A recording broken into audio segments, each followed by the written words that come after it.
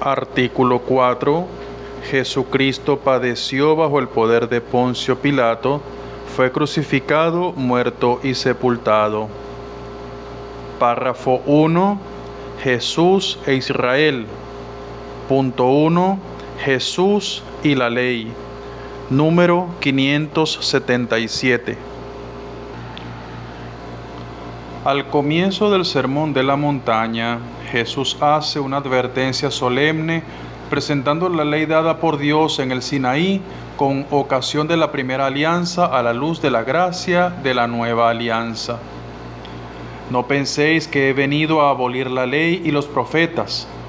No he venido a abolir, sino a dar cumplimiento. Sí, os lo aseguro, el cielo y la tierra pasarán antes que pase una i o un ápice de la ley sin que todo se haya cumplido. Por tanto, el que quebrante uno de estos mandamientos menores y así lo enseña a los hombres, será el menor en el reino de los cielos. En cambio, el que los observe y los enseñe, ese será grande en el reino de los cielos. Bueno, ahí está, pues Jesús asume una postura concreta en torno a la ley. No es la desobediencia, sino la obediencia plena. Número 578. Jesús, el Mesías de Israel, por lo tanto el más grande en el reino de los cielos, se debía sujetar a la ley cumpliéndola en su totalidad hasta en sus menores preceptos. Fíjense qué importante esto. Jesús cumple la ley en su totalidad hasta en los menores preceptos. Incluso, fíjense lo que dice el catecismo, es el único en poderlo hacer perfectamente. Los judíos, según su propia confesión, jamás han podido cumplir la ley en su totalidad sin violar el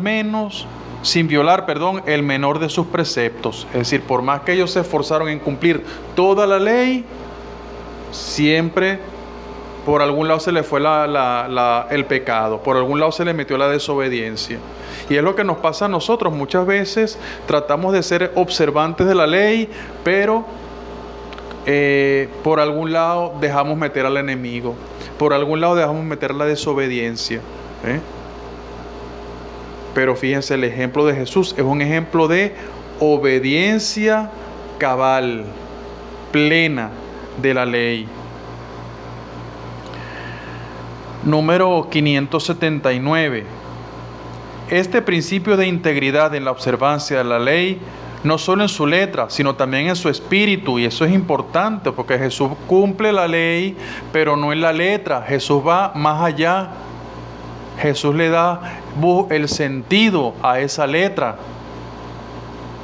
Y por eso cuando Jesús, por ejemplo, nos dice, se dijo a los antepasados, no cometerás adulterio, pero yo les digo, el que mira con malos ojos a una mujer, bueno, ya ahí Jesús está diciendo, mire, usted hay que vivirlo de raíz y con convicción. ¿Por qué? Porque todo mi cuerpo es para Dios. Y yo tengo que meterle a mi cuerpo, cosas buenas, las cosas de Dios, para poder observar. Pero si un hombre se pone a mirar con malos ojos a una mujer, ¿qué es lo que está haciendo? Metiendo veneno en su interior. Entonces ya su ser no es todo de Dios. Entonces fíjense, los mandamientos son para nosotros una luz importante para cuidarnos y que toda nuestra vida sea verdaderamente de Dios, para Dios, y que nosotros por consiguiente seamos plenamente felices. Entonces la obediencia no es una obediencia a regañadientes, como lamentablemente pueden hacer algunas personas. Bueno, yo voy a misa el domingo porque está mandado, pero si no estuviera el mandamiento, ni por ahí se acercan. Y eso, voy a lo que está mandado, entonces doy lo mínimo indispensable. Entonces, como el mandamiento dice, santificar la fiesta, bueno, aquí está, voy a misa el domingo, ya está, cumplo. Ahí está mi obediencia a Dios. Y por supuesto puedo estar en la misa, por ejemplo, distraído, puedo estar en la misa inclusive sin fe, en pecado, pero no, yo fui a misa, yo cumplí, ¿ve? Y muchas veces nosotros nos hemos acostumbrado a obedecer de esa manera, ¿ve? Nos quedamos con la letra. Entonces, claro, para efectos estadísticos, yo fui a misa, pero no nos ocupamos en la calidad de nuestra participación en la misa. Sencillamente nos quedamos, repito, en la estadística. Ese no es el ejemplo de Jesús, porque fíjense, estamos hablando de integridad en la observancia de la ley, en el espíritu de la ley, santificar la fiesta. ¿Por qué? Porque mi vida es de Dios. ¿Ve? Todo lo he recibido de Dios. Dios me ha dado la posibilidad de yo usar mis manos para ganarme el pan de cada día. ¿Ve? Entonces por eso le agradezco a Dios por haberme dado ese regalo, por haberme dado esos dones. Y le doy gracias porque me ha iluminado y ha hecho posible que yo haya respondido de buena manera. Pero fíjense, la referencia a Dios en primer lugar. Pero muchos ven la misa como ese cumplimiento. Pero claro, yo soy yo me debo, yo resuelvo, yo hago. Y por supuesto, yo busco a Dios cuando lo necesito. Del resto, ni pendiente.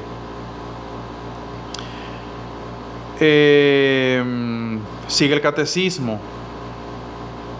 Al subrayarlo para Israel, muchos judíos del tiempo de Jesús fueron conducidos a un celo religioso extremo, el cual, si no quería convertirse en una casuística hipócrita, y a eso es lo que lleva el mínimo, o sea, el no ponerle espíritu a la ley, el no darle sentido, ¿ve? Cumplo lo mínimo indispensable. Entonces, bueno, me cuestiono para tratar de justificar un poco la cosa. Ajá. Yo soy una persona grosera, pero bueno, mira, depende entonces empieza uno a sacar las cuentas, ya va. Si yo estoy en un contexto de amigos y entonces esos amigos todos son groseros, bueno, ahí no pasa nada, es un pecadillo, eso no, de ahí no pasa. Entonces, la casuística hipócrita lleva a eso. Entonces yo cumplo la ley dependiendo del ambiente donde me encuentre. ¿Ve? Entonces, bueno, con el grosero, soy grosero sin ningún por qué, porque bueno, no pasa nada, o sea, total. ¿Ve? Podríamos acordarnos del Salmo 49, si no me falla la memoria, con el adúltero soy adúltero, con el ladrón soy ladrón. ¿Ve? ¿Por qué? Porque la casuística lleva a eso, o sea, observo la ley en lo que me conviene, en lo que me cuadra, y soy radical y exigente con lo que sé que, digamos de una u otra forma, yo puedo observar. Pero con lo que sé que por naturaleza no lo puedo observar, ahí entonces trato de ser flexible, pero flexible para mí, claro está. Entonces, pues yo quiero para mí comprensión, yo quiero para mí caridad, ¿ve? Pero yo con el prójimo soy implacable, ¿ve? O sea, yo merezco misericordia, el prójimo merece la muerte. Entonces, esta casuística hipócrita lleva pues al cumplimiento de la ley, pero eso, un cumplimiento de la letra. ¿Ve? Por eso el ejemplo que decíamos ahorita de la misa. Yo cumplo con la misa, no me pida más. No me pida más eso de ir a misa en semana, eso de comulgar, de confesarse con frecuencia. No, eso no está mandado. Lo que está mandado es la misa dominical. ¿Ve? Entonces, para Dios lo mínimo. Y ahí está la letra, por eso la estadística. Mira, aquí está, yo cumplí, hay constancia, ¿ves? De que yo cumplí. No, lo de Jesús no es una casuística hipócrita. Lo de Jesús no es un acomodo a los ambientes. Lo de Jesús no es un acomodo al gusto. Lo de Jesús es una observancia íntegra de la ley. 580.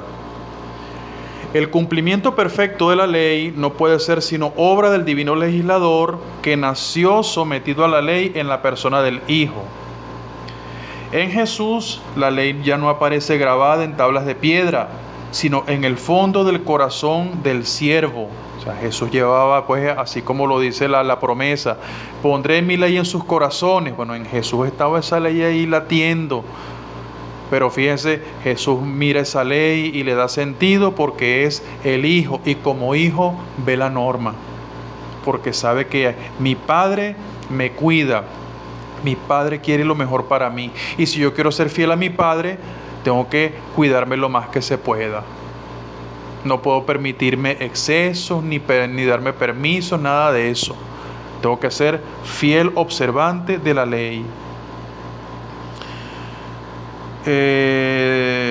Dice un poco más abajo, Jesús cumplió la ley hasta tomar sobre sí mismo la maldición de la ley. La paga del pecado es la muerte. Obviamente Jesús no cometió pecado, pero Jesús cargó sobre sí nuestros pecados. Por eso, cuando Jesús carga sobre sí nuestros pecados, tenía que cumplirse en él la ley, ¿ve? Que la paga del pecado es la muerte. Por eso Jesús murió por nosotros, para nuestro rescate, para nuestra salvación, ¿ve? Y tenía que ser por los caminos de la ley. Número 581. Jesús fue considerado por los judíos y sus jefes espirituales como un rabí, un maestro. Bueno, mira, este viene con sabiduría, trae algo bueno. Con frecuencia argumentó en el marco de la interpretación rabínica de la ley, pero al mismo tiempo Jesús no podía menos que chocar con los doctores de la ley, porque no se contentaba con proponer su interpretación entre los suyos, sino que enseñaba como quien tiene autoridad y no como los escribas. Es decir, las palabras de Jesús, la interpretación que Jesús da a la ley, obviamente no fue bien vista por los escribas, ni los fariseos, ni los doctores de la ley, porque enseña distinto. El doctor de la ley, bueno, mira, como decía el maestro tal, esto es así, esto es asado, pero o sea, yo no, lo dejamos ahí, claro, porque las palabras del sabio tal, y de ahí no pasaba la cosa, pero Jesús va más a profundidad. Por eso, fíjense, para mí el gran ejemplo es el Sermón de la Montaña. Cuando Jesús, bueno, mira, se dijo a los antepasados tal cosa, pero yo les digo, ¿ve? Ahí Jesús nos está dando una enseñanza importante, una enseñanza nueva, es una enseñanza de cómo hemos de obedecer nosotros la ley. Esa palabra no revoca la ley, sino que la perfecciona, aportando de modo divino su interpretación definitiva. Por eso Jesús interpreta la ley como Dios y nos enseña a obedecerla como Dios. Por eso, fíjense, con esta misma autoridad divina desaprueba ciertas tradiciones humanas de los fariseos que anulan la palabra de Dios. Por ejemplo, Jesús mismo lo dice y se lo critica, se lo dice a los fariseos en su cara. Ustedes enseñan que ofrendar por el templo no obliga, pero si el dinero del templo, ese sí obliga. Entonces fíjense cómo se desvió la enseñanza divina y se le dio a la ofrenda del templo una importancia mayor que al mismo templo. ¿Ve? A eso llevan las cosas humanas, eso lleva la casuística hipócrita. ¿Ve?